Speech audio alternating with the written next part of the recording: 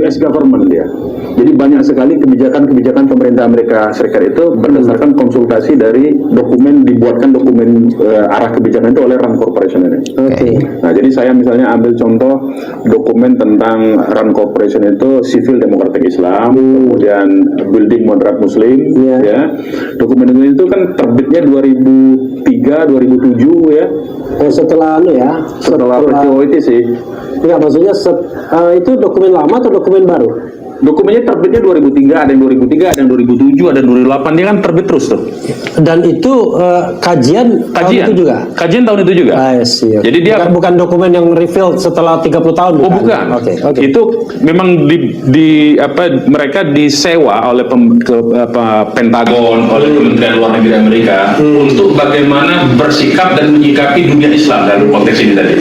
Dua dokumen itu ya. Ada juga dokumennya tentang Palestina, bagaimana format Palestina masa depan. Kita sudah tahu sebetulnya apa yang dikatakan oleh Trump sekarang, misalnya pindah ibu kota ke Yerusalem, itu sudah ada di dokumen itu. Jadi artinya itu mereka memang betul-betul melaksanakan itu kan. Nah, saya banyak mencoba itu juga Habib Rizik.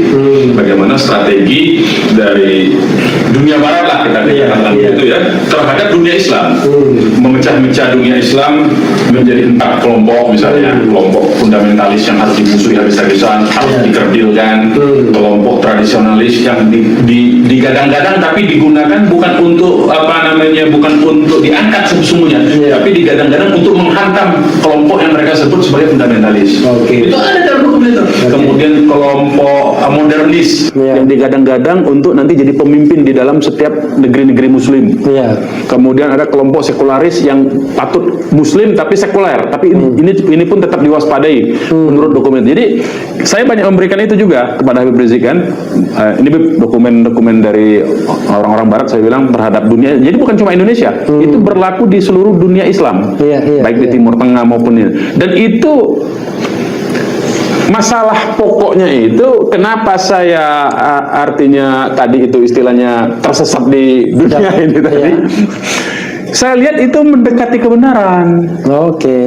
Jadi ada dua dokumen ini, satu Civil Democratic Islam, satu Building Moderate Muslim. Di mana di dokumen Building Moderate Muslim ini bagaimana strategi mereka merekrut anak-anak muda dari kalangan Islam, ya, untuk dijadikan baik dia sebagai kelompok tradisionalis maupun kelompok modernis untuk menghantami kelompok-kelompok yang disebut dengan fundamentalis ini. Bahkan menentang penafsiran-penafsiran oleh kelompok fundamentalis katanya.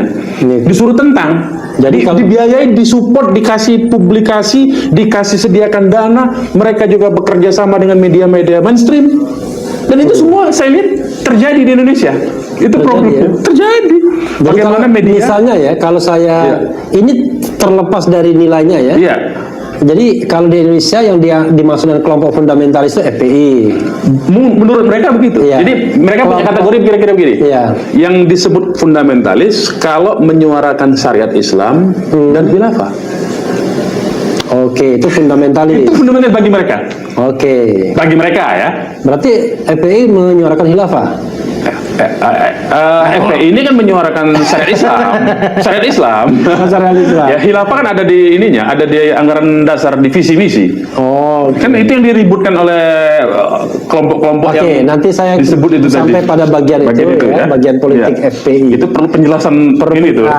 Perlu penjelasan itu dan tidak boleh terpleset. Tidak boleh terpleset. Otherwise susah nanti ya. Lalu setelah keluar dari penjara gimana? Tapi sebelum itu, kok bisa jadi Panglima Laskar Islam itu kan orang luar masih? Panglima Laskar Islam.